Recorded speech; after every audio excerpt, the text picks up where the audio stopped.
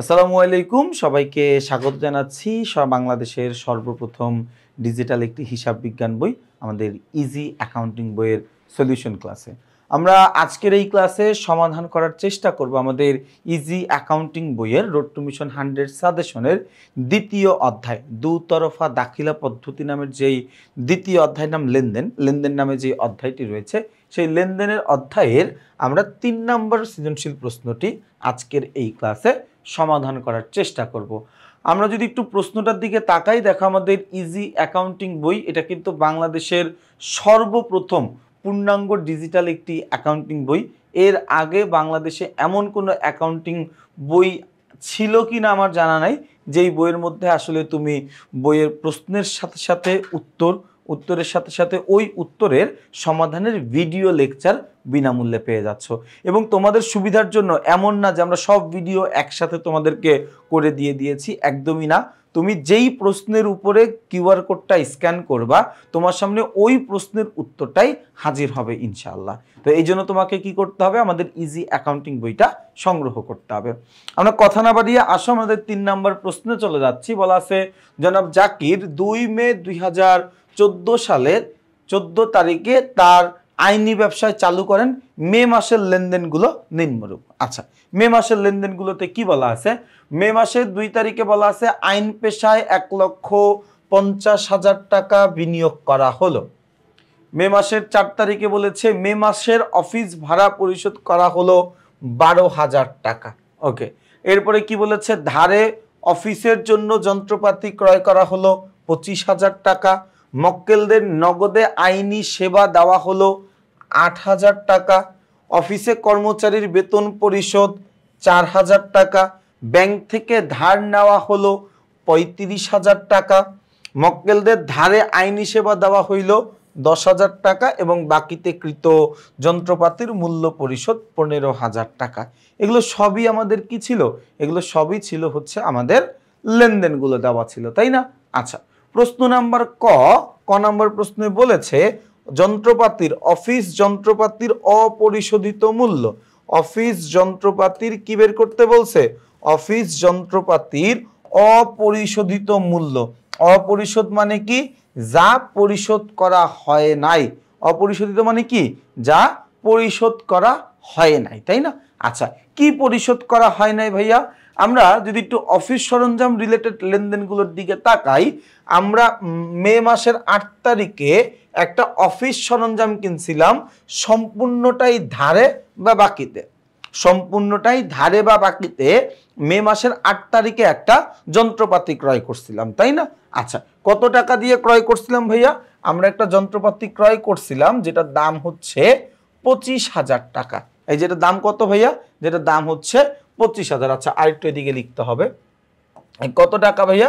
25,000 টাকা দিয়ে আমরা একটা যন্ত্রপাতি ক্রয় করছিলাম, তাই না? ওকে, ভালো কথা, আমরা একটা যন্ত্রপাতি ক্রয় করেছিলাম। এরপরে দেখো নিচে আস্তে আস্তে একদম হচ্ছে আমাদের 30 তারিখে কি বলা আছে? বলা আছে বাকিতে কৃত যন্ত্রের মূল্য পরিশোধ 15,000 টাকা। আমি বাকিতে যেই যন্ত্রটা কিনছিলাম সম্পূর্ণটাই বাকিতে কিনছিলাম, ওইটার মূল্য আমি পরিশোধ করে দিছি কত টাকা? 15,000 টাকা। তাহলে আমি মূল্যটা পরিশোধ করছি 15,000 টাকা।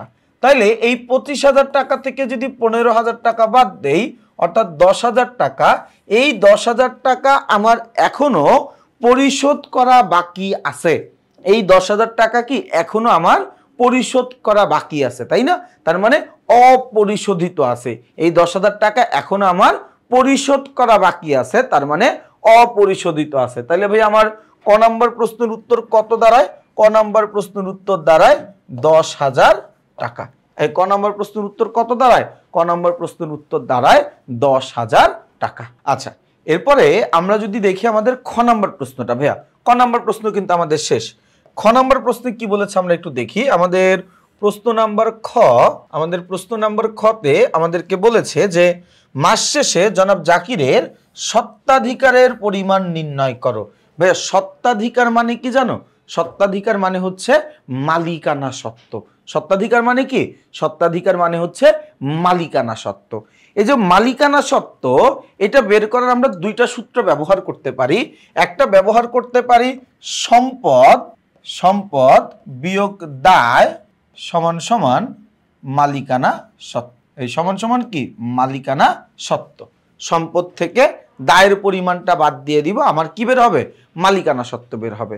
এছাড়াও আমি চাইলে আরেকটা সূত্র ব্যবহার করতে পারি, সেটা হচ্ছে মূলধন যোগ আয় বিয়োগ ব্যয় বিয়োগ উত্তোলন।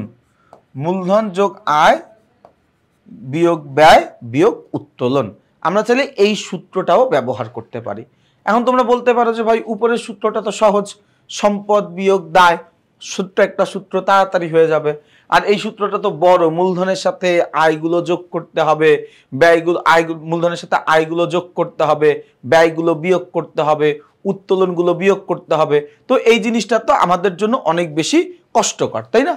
এই জিনিসগুলো কি আমাদের জন্য অনেক বেশি কষ্টকর মনে হইতে পারে, বাট ব্যাপারটা আরো বেশি সহজ যদি আমরা এই সূত্রটা ব্যবহার করি।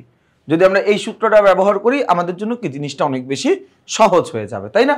আচ্ছা, আমরা তাহলে একটু আইডেন্টিফাই করি কোনটা আমাদের জন্য কি জাতীয় লেনদেন, কোনটা আমাদের জন্য কোন ধরনের লেনদেন। হ্যাঁ, দেখো মে মাসের 2 তারিখে আমাদেরকে বলেছে আইন পেশায় 1,50,000 টাকা বিনিয়োগ করা হলো। এই যে আমি আইন পেশায় 1,50,000 টাকা বিনিয়োগ করছি, এটা হচ্ছে আমাদের জন্য একটা মূলধন। এটা হচ্ছে কি আমাদের জন্য একটা মূলধন, তাই না? তাহলে আইন পেশায় বিনিয়োগ এটা আমাদের জন্য কি একটা মূলধন। ওকে, ভালো কথা, আমরা বুঝলাম এটা আমাদের জন্য একটা মূলধন। মে মাসের 4 তারিখে কি বলা আছে ভাইয়া? মে মাসের 4 তারিখে বলেছে মে মাসের অফিস ভাড়া পরিশোধ, মে মাসের অফিস ভাড়া পরিশোধ করা হইল 12,000 টাকা। এই যে অফিস ভাড়া পরিশোধ এইটা আমাদের জন্য একটা ব্যয়। অফিস ভাড়া পরিশোধ এটা কি আমাদের জন্য একটা ব্যয়, এটা আমাদের জন্য কি একটা ব্যয়। এরপরে দেখো ধারে অফিস সরঞ্জাম বা যন্ত্রপাতি ক্রয় করা হইলো, এটা আমাদের একটা সম্পত্তিবাচক একটা লেনদেন, সম্পত্তিবাচক লেনদেন। তারপরে মক্কেলদের ধারে নগদে আইনি সেবা দেওয়া হইল। আমি একজন উকিল এবং আমি উকিল হিসেবে আমার কাজ হচ্ছে আমার যারা গ্রাহক থাকবে, আমার যারা ক্লায়েন্ট থাকবে, আমার যারা মক্কেল থাকবে তাদেরকে আমি আইনি সেবা প্রদান করব, তাই না? তাহলে এটা আমার জন্য কি, এটা আমার জন্য একটা আয়, এটা আমার জন্য কি একটা আয়, তাই না? আচ্ছা, এরপরে 16 তারিখে দেখো বলা আছে অফিস কর্মচারীর বেতন পরিশোধ। অফিস কর্মচারীর বেতন পরিশোধ, আমি বেতন পরিশোধ করছি। তাহলে ভাইয়া এটা আমার জন্য কি নিঃসন্দেহে একটা ব্যয়, এটা আমার জন্য কি নিঃসন্দেহে একটা ব্যয়। তাহলে এটা আমার জন্য একটা ব্যয় বা ব্যয়বাচক লেনদেন, তাই না? আচ্ছা, এরপর দেখো ব্যাংক থেকে টাকা ধার নেওয়া হইল, এটা আমার জন্য একটা সম্পদ প্লাস দায়বাচক লেনদেন। এটা আমার জন্য কি একটা সম্পদ, আবার যেহেতু ধার নিছি তাহলে এটা আমার জন্য একটা দায়বাচক লেনদেন, তাই না? আচ্ছা, এরপরে বলা আছে মক্কেলদের ধারে আইনি সেবা দেওয়া হইল। ভাইয়া আমি মক্কেলদেরকে নগদে আইনি সেবা দিলেও আমার আয় হয়, বাকিতে আইনি সেবা দিলেও আমার আয় হয়, কারণ টাকাটা হয়তো আমি এখন না পাইতে পারি, ভবিষ্যতে কিন্তু আমি টাকাটা অবশ্যই পাবো। তাহলে ভাইয়া এই যে আইনি সেবা দেওয়া হইল এটাও কিন্তু আমার জন্য একটা আয়বাচক লেনদেন, এটাও কি আমার জন্য একটা আয়বাচক লেনদেন, তাই না? আচ্ছা, এরপরে কি বাকিতে কৃত যন্ত্রপাতির মূল্য পরিশোধ, আমি মূল্য পরিশোধ করছি, আমার এখানে একটা সম্পত্তি কমে গেছে, আবার এখানে আমার একটা দায়ও কমে গেছে, তো এটা একটা সম্পত্তি এবং দায়বাচক লেনদেন, মিক্সড আপ একটা লেনদেন, তাই না? মিক্সড আপ একটা লেনদেন। তাইলে আমার যদি মালিকানা সত্ত্ব বা সত্ত্বাধিকারের পরিমাণ বের করার জন্য কি করতে হয়, মূলধনের সাথে আয়গুলো যোগ করতে হয়, ব্যয়গুলো বিয়োগ করতে হয়, উত্তোলনগুলো বিয়োগ করতে হয়, তাই না? তাহলে মূলধনের সাথে খেয়াল করো, এই যে হচ্ছে আমার মূলধন, মূলধনের সাথে আয়গুলোকে যোগ করতে হবে, আয়গুলোকে কি করতে হবে, যোগ করতে হবে, তাই না? মূলধনের সাথে আয়গুলোকে যোগ করতে হবে, ব্যয়গুলোকে বিয়োগ করে দিতে হবে, ব্যয়গুলোকে আমার বিয়োগ করে দিতে হবে, তাই না? একদম সহজ একটা জিনিস। তাহলে 1 তারিখেরটা মূলধন ছিল, এটার সাথে আমি 10 তারিখ, এই দেখো 1 তারিখেরটা আমার মূলধন, এটার সাথে আমি আয়গুলো যোগ করব। আয়কে কে আছে 12 তারিখ এবং আমাদের আছে হচ্ছে 27 তারিখ, এই লেনদেনগুলো আমি যোগ করে দিব। কি করে দিব? যোগ করে দিব। এর পাশাপাশি আমার 4 তারিখের লেনদেন হচ্ছে একটা ব্যয় এবং 16 তারিখের লেনদেন হচ্ছে একটা ব্যয়, এই দুটো আমি বিয়োগ করে দিব। এই দুটো আমি বিয়োগ করে দিব। তাইলে আমার কি বের হয়ে যাবে ভাইয়া? আমার মালিকানা সত্ত্বের পরিমাণ বের হয়ে যাবে, তাই না? তাহলে দেখি তো ভাইয়া কত আসে আমাদের এখানে। দেখো ভাইয়া মূলধন দেওয়া আছে কত? 1,50,000। 1 2 3 4, আচ্ছা একটু মুছে দেওয়া লাগবে। এই মূলধন দেওয়া আছে কত? মূলধন দেওয়া আছে হচ্ছে আমার 1 2 3 4, 1,50,000 টাকা, তাই না? আচ্ছা যোগ করব কি কি ভাইয়া? যোগ করব হচ্ছে এই 8,000 টাকা, যোগ করব হচ্ছে 10,000 টাকা। 8,000 আর 10,000 যোগ করলে কত? 18,000 টাকা, তাই না? তাহলে 1,50,000 যোগ 8,000 যোগ করলে কত আসে? 1,68,000 টাকা। আচ্ছা 1,68,000 টাকা থেকে বাদ দিয়ে দিব 12,000 আর হচ্ছে 4,000, 16,000 টাকা। বাদ দিয়ে দিব কত? 16,000 টাকা, তাই না? তাইলে এই 1,68,000 আমরা একটু খেয়াল করি, 1,68,000 মাইনাস 16,000 বাদ দিলে কত? 1,52,000 টাকা। তাহলে আমাদের স্বত্বাধিকারের পরিমাণ আসে কত ভাইয়া? স্বত্বাধিকারের পরিমাণ আসে হচ্ছে 1,52,000 টাকা, তাই না? 1,52,000 টাকা। ঠিক লিখছি তো? মূলধনের সাথে যোগ করো, মূলধন ছিল 1,50,000। আচ্ছা এরপরে হচ্ছে 12,000 বাদ, এরপরে হচ্ছে আমাদের 12,000 বাদ, এরপর হচ্ছে আমাদের 8,000 যোগ, 8,000 যোগ, এরপরে বাদ হচ্ছে আবার 4,000, এরপর যোগ হচ্ছে আবার 10,000। হ্যাঁ 1,52,000 টাকা। তাহলে আমাদের খ নাম্বার প্রশ্নের উত্তর কত ভাইয়া? 1,52,000। আমি অ্যান্সার দেখাই দিব। আমি এখন আমার মতো বোঝাচ্ছি, একদম এই ক্লাসের আলোচনা শেষে আমি তোমাদের সবাইকে অ্যান্সার দেখাই দিব। আগে আমরা জিনিসটা বোঝার চেষ্টা করি। তাহলে ভাই আমরা খ নাম্বারটাও কিন্তু পুরোটা ভালো করে বুঝতে পারলাম। গ নাম্বার প্রশ্নে কি বলছে? মে মাসের লেনদেনের দ্বারা হিসাব সমীকরণের উপাদান সমূহের প্রভাব দেখাও। আমার হিসাব সমীকরণের যে উপাদান এ সমান সমান এল প্লাস ও ই, বা হিসাব সমীকরণের যে বর্ধিত রূপ এ সমান সমান এল প্লাস সি প্লাস আর মাইনাস ই মাইনাস ডি, এই যে সমীকরণটা রয়েছে, ওই সমীকরণের উপরে কি কি প্রভাব পড়ে ওই জিনিসটা দেখতে হবে।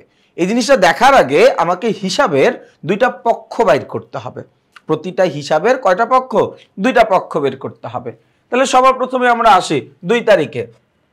আইনি পেশায় 1,50,000 টাকা বিনিয়োগ করা হলো।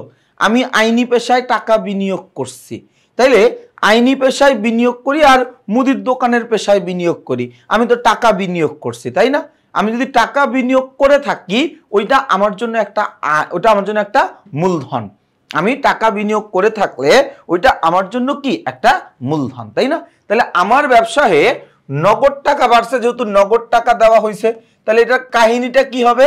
কাহিনী হবে একবার আমার ব্যবসায়ে নগদ টাকা বাড়বে, নগদ টাকা একটা সম্পদ, বৃদ্ধি পাইলে আমরা ডেবিট করে দেই। পাশাপাশি যেহেতু মালিক মূলধন দিছে, আমার ব্যবসায়ে মূলধনের পরিমাণও বৃদ্ধি পাবে। আমার ব্যবসায়ে কি হবে?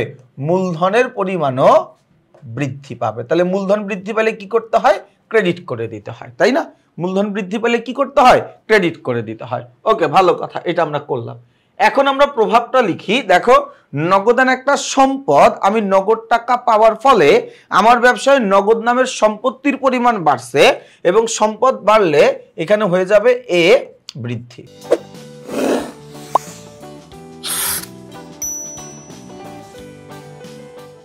এখানে হয়ে যাবে কি? এ বৃদ্ধি। এরপর দেখো মূলধন, মূলধন বৃদ্ধি পাইছে, মূলধনের পাশে ক্রেডিট চিহ্ন দেওয়া আছে। মূলধন বৃদ্ধি পাইছে মানে আমার মালিকানা সত্ত্ব বাড়ছে। তার কারণ আমরা সবাই জানি মূলধন ও আয়ের পরিমাণ বাড়লে আমার মালিকানা সত্ত্বের পরিমাণ বাড়ে। মূলধন ও আয়ের পরিমাণ বাড়লে আমার মালিকানা সত্ত্ব বাড়ে, অর্থাৎ ই বৃদ্ধি, অর্থাৎ ই বৃদ্ধি, ও ই বৃদ্ধি, তাই না? এই ও ই বৃদ্ধি, এতটুকু আমরা বুঝলাম। এরপরে আমরা আসবো মে মাসের 4 তারিখে। বলা আছে কি? মে মাসের ভাড়া পরিশোধ করা হলো 12,000 টাকা। ভাইয়া মে মাসের ভাড়া পরিশোধ করছে, তাই না? আমি যদি ভাড়া পরিশোধ করি তাহলে কি হয়, আমার ভাড়া নামের ব্যয়ের পরিমাণ বাড়ে, তাহলে ভাড়া হিসাব ডেবিট হবে, কারণ ব্যয় হিসাবকে আমার কি করতে হয়, ব্যয় হিসাব বৃদ্ধি পাইলে ডেবিট করতে হয়। পাশাপাশি এই ভাড়া পরিশোধ করার জন্য আমার কাছ থেকে নগদ টাকা চলে গেছে। কোন টাকা ভাইয়া? নগদ টাকা চলে গেছে। তাহলে নগদ টাকাও একটা সম্পদ, নগদ টাকা চলে গেলে সেটাকে আমরা কি করে দেই, ক্রেডিট করে দেই। তাহলে নগদান হিসাব কি হবে, নগদান হিসাব ক্রেডিট করতে হবে, তাই না?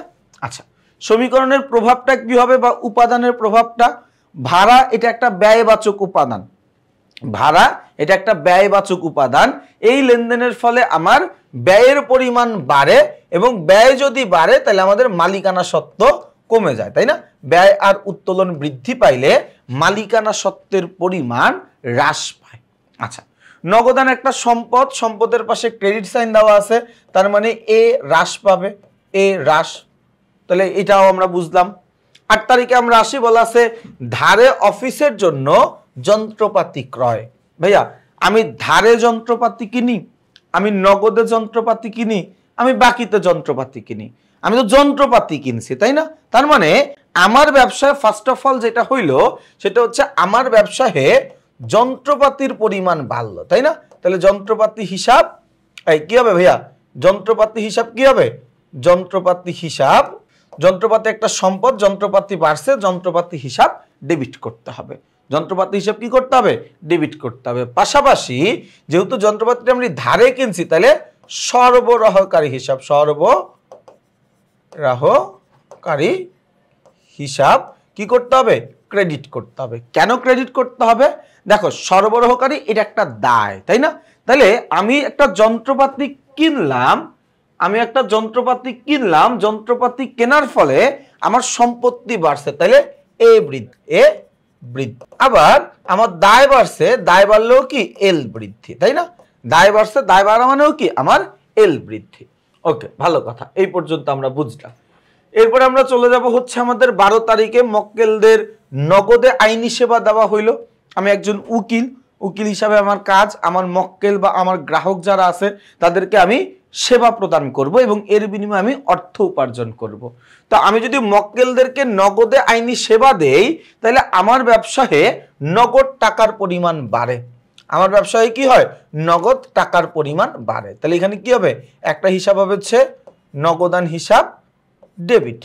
নগদান হিসাব ডেবিট মানে কি, আমার ব্যবসায়ে সম্পদ বাড়ছে, অর্থাৎ এ বৃদ্ধি পাইছে, নগদ টাকা বাড়ছে, তাই না? আচ্ছা, এরপরে কি ভাইয়া, আমি সেবা দিছি, কি দিছি, আইনি সেবা দিছি, তাহলে সেবা প্রদান বা সেবা আয়। ভাইয়া সেবা আয় এটা একটা, এই সেবা আয় এটা একটা আমার আয়, আয়ের পরিমাণটা বাড়ে, তাই না? আয় বাড়লে কি করতে হয়, মালিকানা সত্ত্ব বাড়াইতে হয়। আয় বাড়লে কি করতে হয়, মালিকানা সত্ত্ব বাড়াইতে হয়। তাহলে এখানে আমার কি হবে, ও ই বৃদ্ধি পাবে। এখানে আমার কি হবে ভাইয়া, এখানে আমার ও ইর পরিমাণটা বৃদ্ধি পাবে। এরপর আমরা চলে আসব হচ্ছে আমাদের 16 নম্বর লেনদেনে। 16 নম্বর লেনদেনে কি বলা আছে আমরা দেখি। 16 তারিখের লেনদেনে আমাদেরকে বলেছে যে অফিস কর্মচারীর বেতন পরিশোধ 4000 টাকা। তাহলে আমি বেতন পরিশোধ করছি মানে কি, আমার বেতন হিসাব ডেবিট, বেতন হিসাব ডেবিট, কারণ বেতন নামের ব্যয়ের পরিমাণটা বৃদ্ধি পাইছে, বেতন নামের ব্যয়ের পরিমাণটা বৃদ্ধি পাইছে।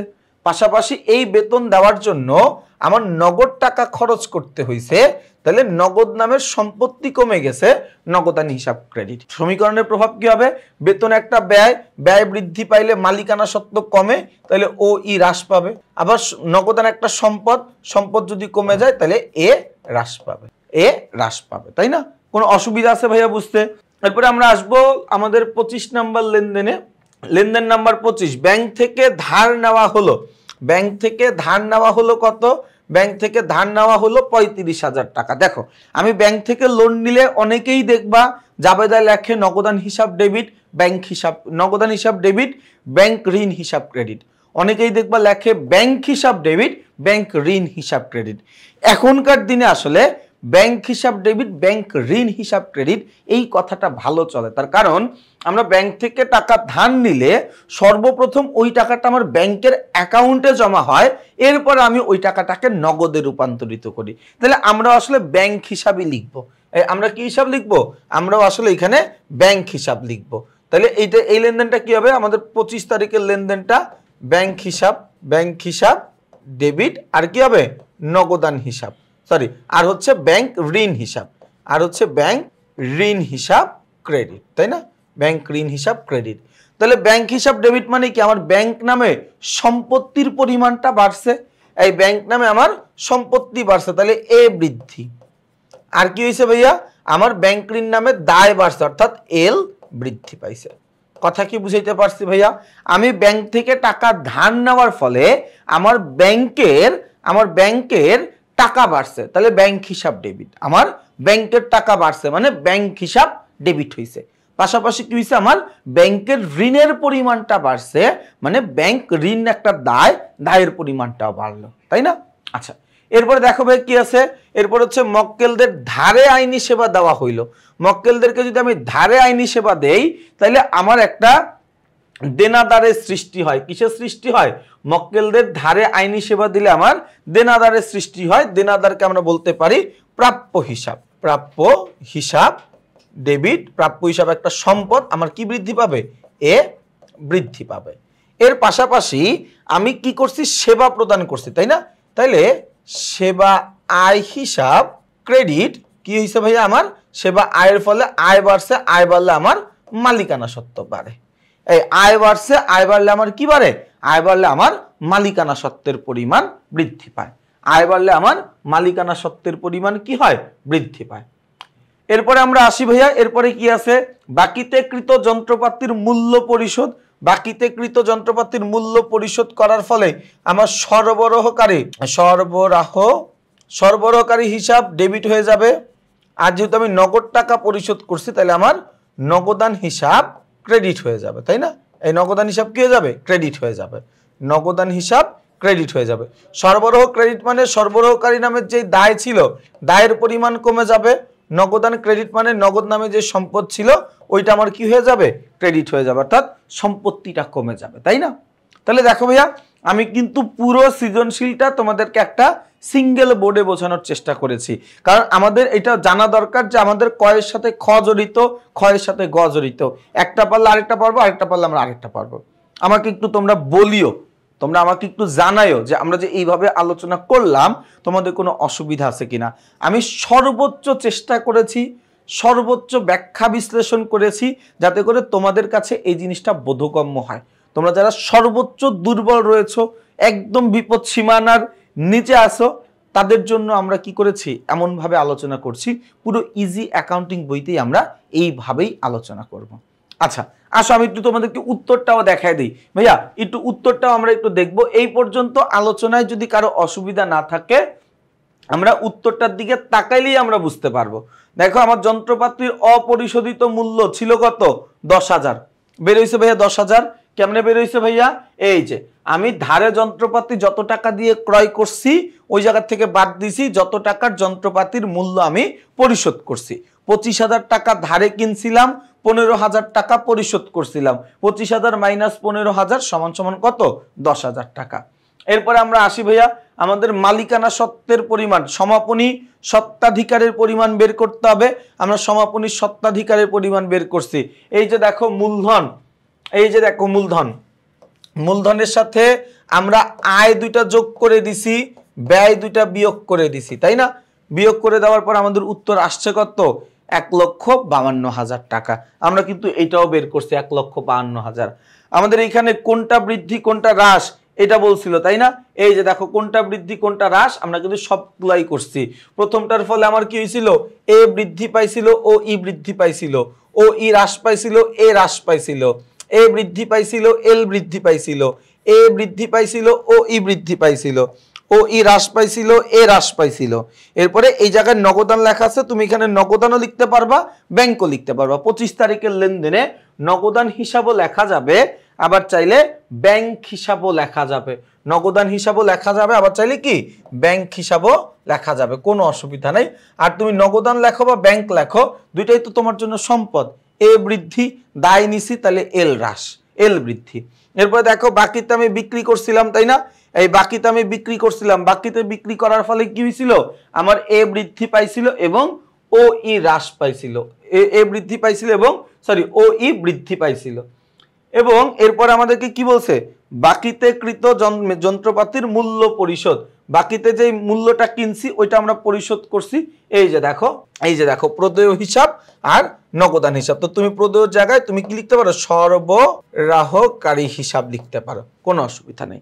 তাহলে দেখো আমরা কিন্তু খুব চমৎকার ভাবে ব্যাখ্যা বিশ্লেষণ করে আমাদের যে ইজি অ্যাকাউন্টিং বই, বাংলাদেশের সর্বপ্রথম পূর্ণাঙ্গ ডিজিটাল একটা সহায়ক বই, এই বইয়ের ইজি অ্যাকাউন্টিং বইটা, এই সিরিজের আমরা ইজি অ্যাকাউন্টিং বইয়ের রোড টু মিশন 100 সাজেশনের দ্বিতীয় অধ্যায় লেনদেন নামে যে অধ্যায়টি রয়েছে, সেই অধ্যায় 3 নম্বর সৃজনশীলটা বিস্তারিত আলোচনা করে আমরা কিন্তু শেষ করে ফেলেছি। তোমাদের কাজ হবে এই পুরো ক্লাসটা মনোযোগ দিয়ে করা। যদি বুঝতে কোনো অসুবিধা হয় আরেকবার ক্লাসটি করা, ইনশাআল্লাহ দ্বিতীয়বার ক্লাস করার কোনো প্রয়োজনীয়তা পড়বে না যদি তুমি প্রথমবারই মনোযোগ দিয়ে ক্লাসটি করতে পারো। আমরা পুরো বইতেই এইভাবেই বিস্তারিতভাবে আলোচনা করে আমি সর্বোচ্চ চেষ্টা করব তোমাদেরকে বোঝানোর জন্য। বাকিটা আল্লাহ তাআলা আমাদের সহায় হোক। তোমাদের কাজ হচ্ছে তোমরা বইটা কিনে পড়াশোনা শুরু করে দাও এবং তোমাদের যেই বন্ধুরা এখনো এই বইটা সংগ্রহ করে নাই তাদেরকে যত দ্রুত সম্ভব বইটা কিনতে অনুপ্রাণিত করো। তাহলে ভাইয়া আমরা আমাদের আজকের এই ক্লাসটি এখানেই শেষ করছি। ইনশাআল্লাহ তোমাদের সবার সাথে আমাদের এই 4 নম্বর সৃজনশীল প্রশ্নের সমাধানের ক্লাসে আবার দেখা হবে। সেই পর্যন্ত সবাই ভালো থাকবা, সুস্থ থাকবা, আমার জন্য বেশি করে দোয়া করবা। আসসালামু আলাইকুম।